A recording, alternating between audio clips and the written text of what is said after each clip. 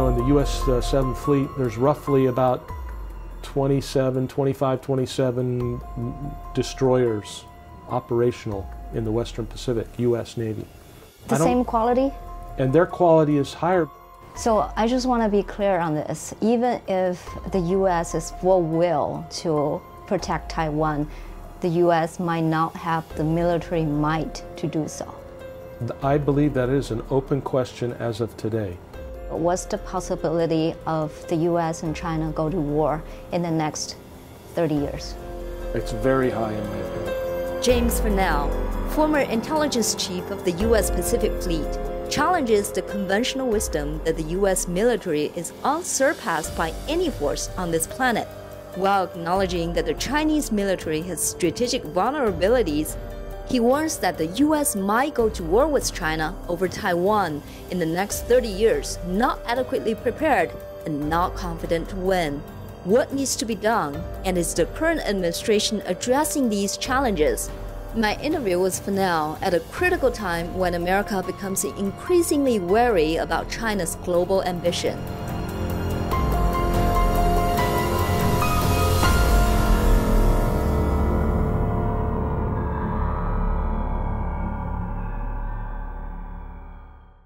Thank you very much, Mr. Fanell, for being with us today. Thank you, Simone. Glad to be here. Okay, so you said by 2035, PLA is very likely to attack Taiwan if the reunification is not done by then. Tell me why you think so.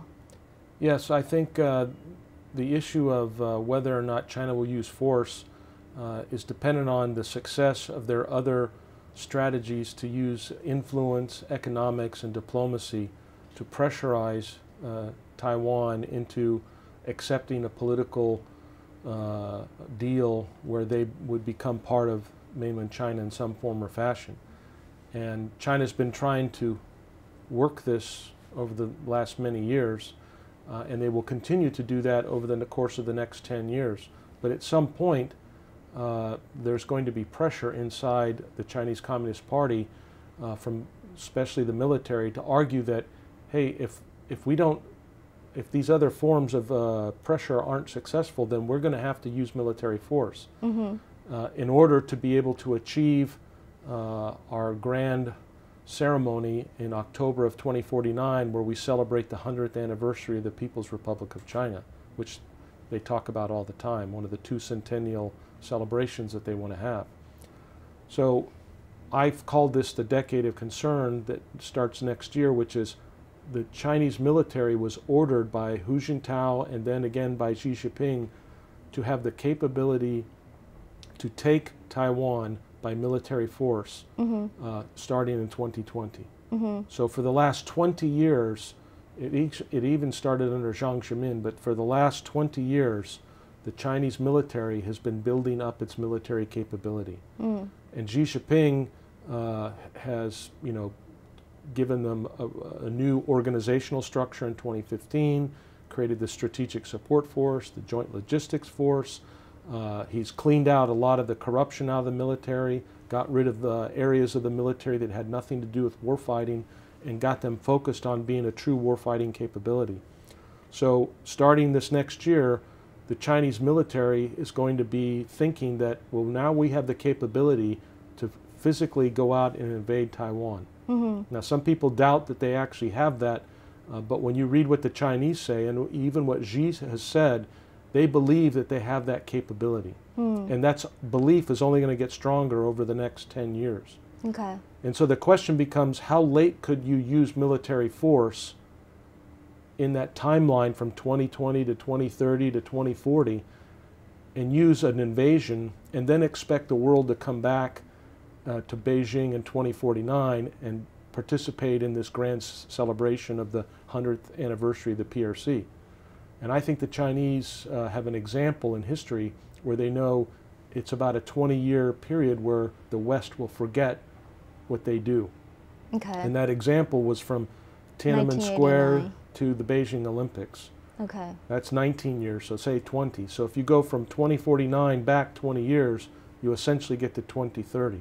So from 2020, where they've been told, be ready, have the military capability, till about 2030, maybe 2035, as we get towards the end of that decade, there's going to be great pressure for whoever is leading the PRC to use military force because they know that if they don't use it, then their ceremony will and their celebration will be tarnished, and that the world will still condemn them.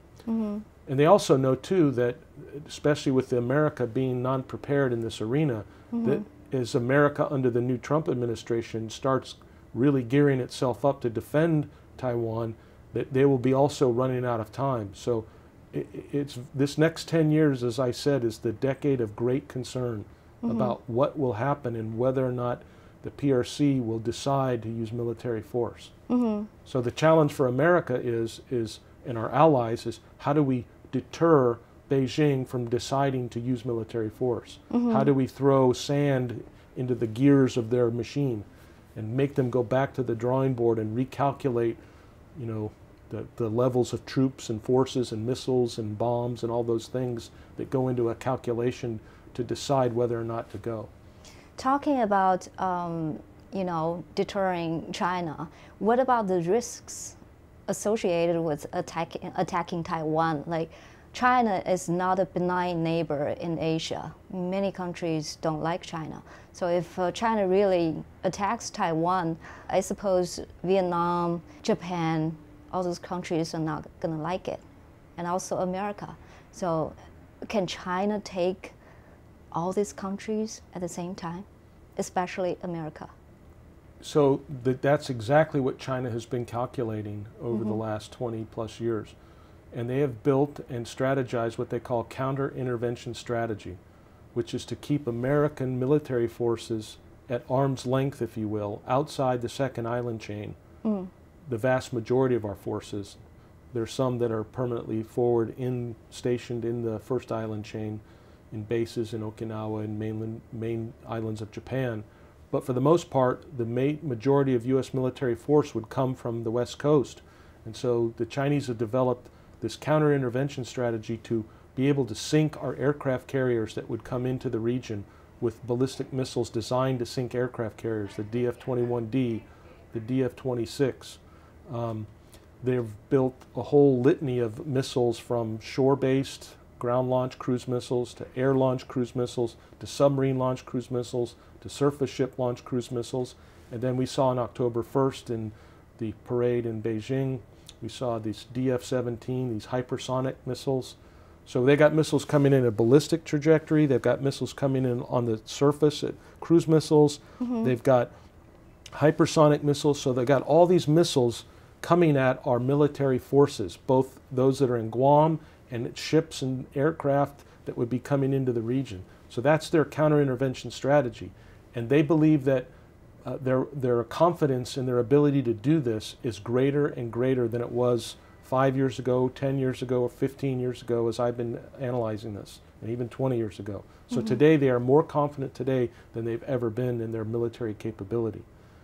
And so they believe that they can keep America at bay, and they know that countries like Japan, well, Japan's separate because that'll probably, there's a high likelihood that Japan will work with the U.S. on this, but they're not afraid of Vietnam. They're not afraid of Cambodia. They're not afraid of South Korea. They're not afraid of the Philippines.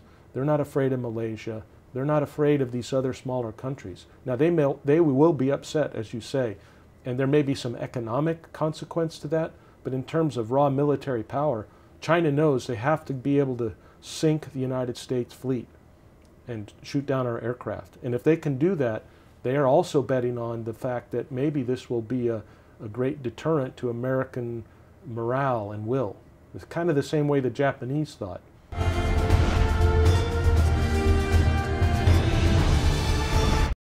So I just want to be clear on this. Even if the U.S. is full will to protect Taiwan, the U.S. might not have the military might to do so.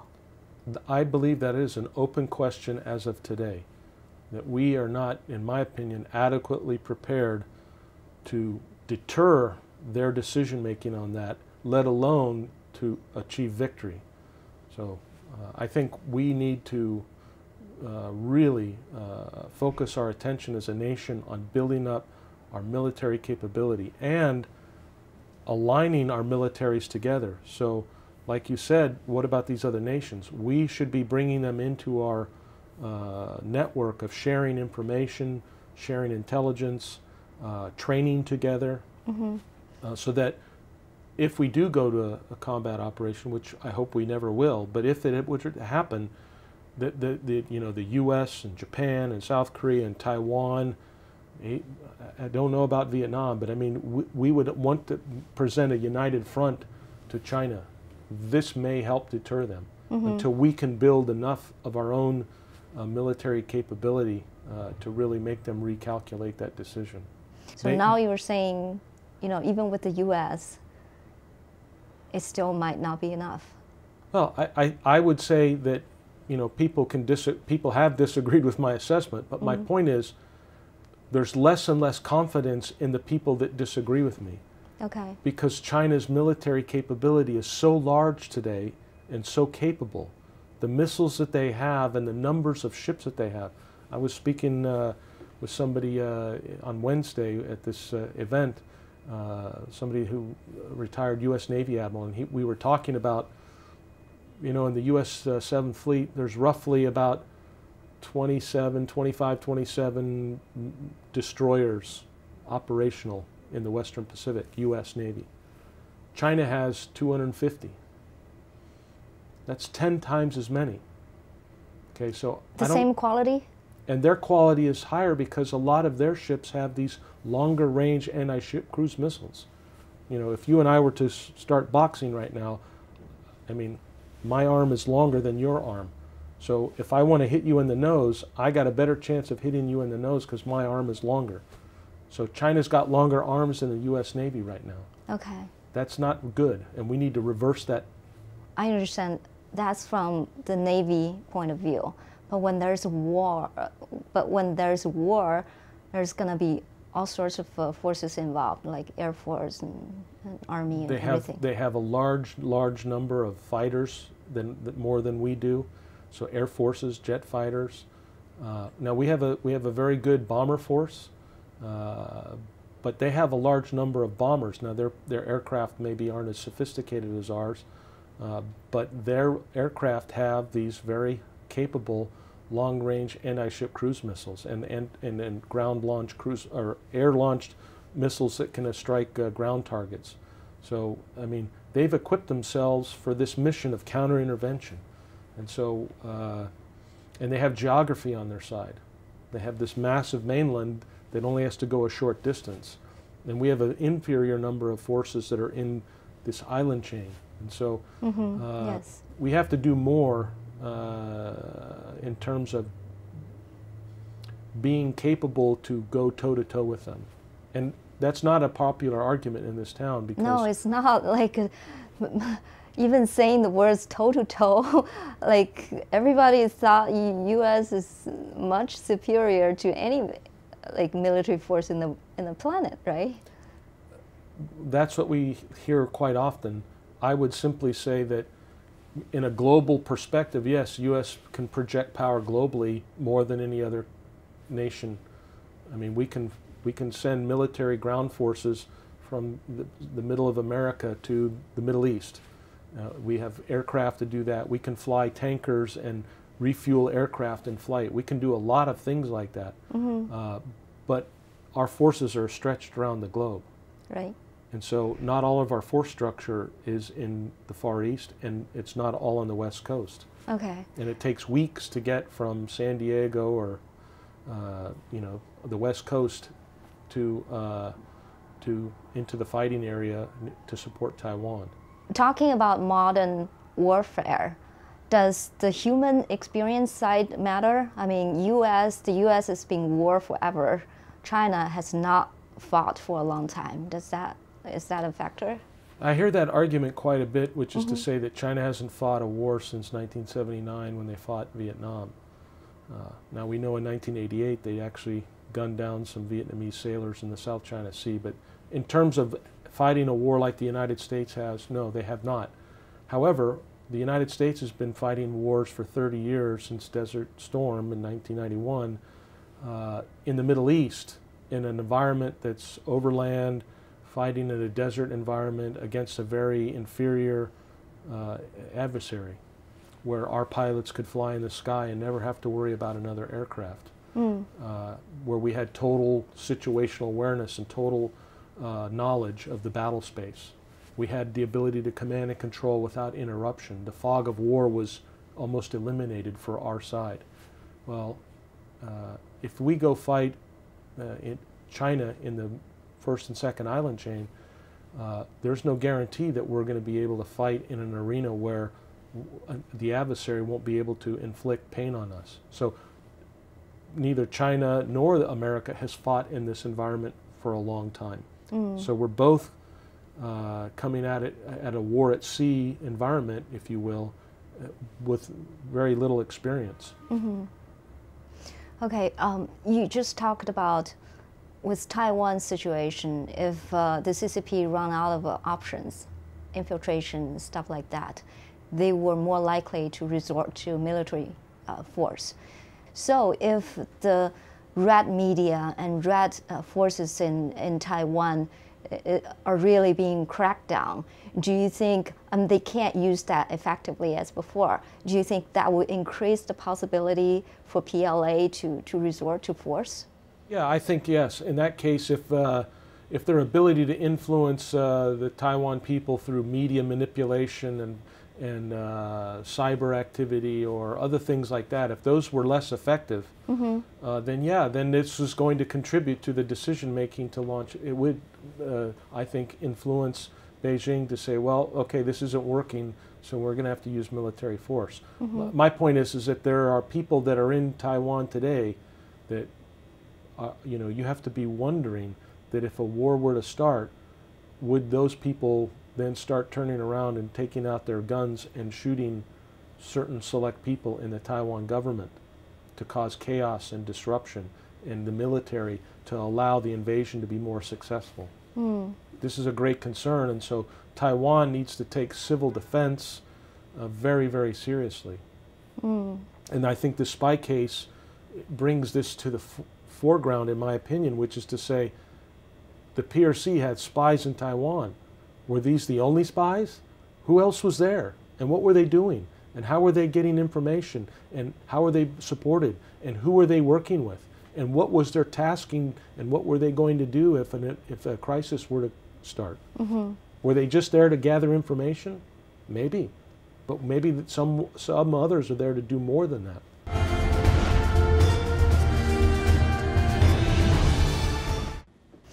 I think the Taiwanese people have been asking this question forever, and they continue to ask the same question. That is, if the CCP, if the People's Republic of China decided to use force on Taiwan, would the U.S. really protect Taiwan? And we have the Taiwan Relations Act that says that, you know, the United States would try to help Taiwan defend itself. Yeah, it's not definitive. It's not exactly. It's not crystal clear that it's not like a mutual defense treaty that we have with Japan or with other nations. So this causes concern, and I know this in Taiwan and other places. All I can say is from my experience in the U.S. military is that we took this threat very, very seriously, and I would just say that it's a known threat, and we are aware of it, and as all militaries do, we do planning and practice for contingencies and prepare. And so, and by definition, our forces are out there, these four deployed forces, the air forces and the naval forces and our Marines. We're living out there in Japan and in other places, and we're sailing these waters and flying through these airspace, all designed to tell Beijing, you better not do this. Because if you do it, there's going to be a huge cost. But when it comes down to it, it's the president's decision, right? Well, I mean, these things take on a life of their own. I mean, sometimes it's congressional support along with the president, sometimes it's the president alone. But yes, it'll become a crisis. And so part of the, I think to your question is, what does this matter to people in America? Why should the regular person in Iowa or Texas or, you know, also, is Trump different from previous president when it comes to Taiwan?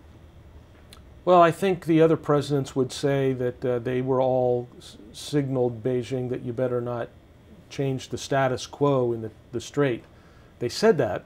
And they gave speeches that said that, and their administration said that. But the reality is the status quo in the cross-strait dynamic changed. So they said, don't invade Taiwan, don't do this, don't do that. But China ignored them.